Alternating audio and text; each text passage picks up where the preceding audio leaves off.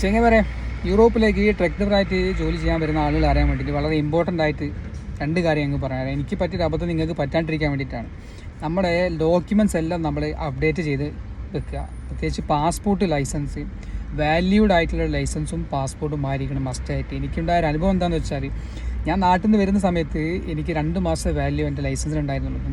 Renew ചെയ്തിട്ടാണ് ഞാൻ നാട്ടിൽ നിന്ന് പോകുന്നത്. പക്ഷേ എൻ്റെ കൈ കിട്ടാൻ ലേറ്റ് ആയതിൻ്റെ പേരിൽ പഴയ ലൈസൻസ് വെച്ചാണ് ഞാൻ കോർഡിനേറ്റീവിന് വേണ്ടിയിട്ട് അപ്ലൈ ചെയ്ത്. ഈ കോർഡിനേറ്റീവിൻ്റെ കാർഡ് കിട്ടിയ സമയത്ത് ആ ലൈസൻസിലെ വാല്യൂ വെച്ചിട്ടാണ് എനിക്ക് കോർഡിനേറ്റീവിൻ്റെ കാർഡ് കിട്ടിയത്. പുതിയ ലൈസൻസ് വെച്ച് അപ്ലൈ ചെയ്ത സമയത്താണ് പിന്നെ എനിക്കത് 5 വർഷത്തേക്ക് മാറ്റി കിട്ടിയത്. എല്ലാത്തിനും ഇവിടെ ഓപ്ഷൻസ് ഉണ്ട് മാറ്റാനും റിന്യൂ ചെയ്യാനൊക്കെ, പക്ഷേ അതിനൊക്കെ അതിൻ്റേതായ എക്സ്പെൻസും കാര്യങ്ങളൊക്കെ ഉണ്ട്. പിന്നെ ശ്രദ്ധിക്കേണ്ട ഒരു കാര്യം എന്താണെന്ന് വെച്ചാൽ, നമ്മുടെ ലൈസൻസിലും പാസ്പോർട്ടിലും അഡ്രസ്സ്, പല ആളുകളും പല അഡ്രസ്സിലേക്ക് മാറിപ്പോയിരിക്കാം. പക്ഷേ നിങ്ങളുടെ അഡ്രസ്സ് ഉറപ്പ് വരുത്തുക, രണ്ടും ഒരേ പേരിലേക്ക് ആക്കുക, ഒരേ അഡ്രസ്സിലേക്ക് ആക്കുക.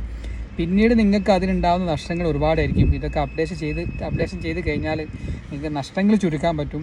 എന്തിനുമുള്ള സൊല്യൂഷൻ നമ്മുടെ ഇവിടെ സംബന്ധിച്ചുള്ള എല്ലാ കാര്യങ്ങളും ചെയ്യാനുണ്ട്. പക്ഷേ അതിനുവേണ്ടി നമ്മൾ മെനക്കെട്ട് പോകണം. നമ്മൾ ട്രാൻസ്പോർട്ടിങ് ചാർജ് എല്ലാ കാര്യങ്ങളും ഒക്കെ നമ്മൾ ചെയ്യേണ്ടതുണ്ട്.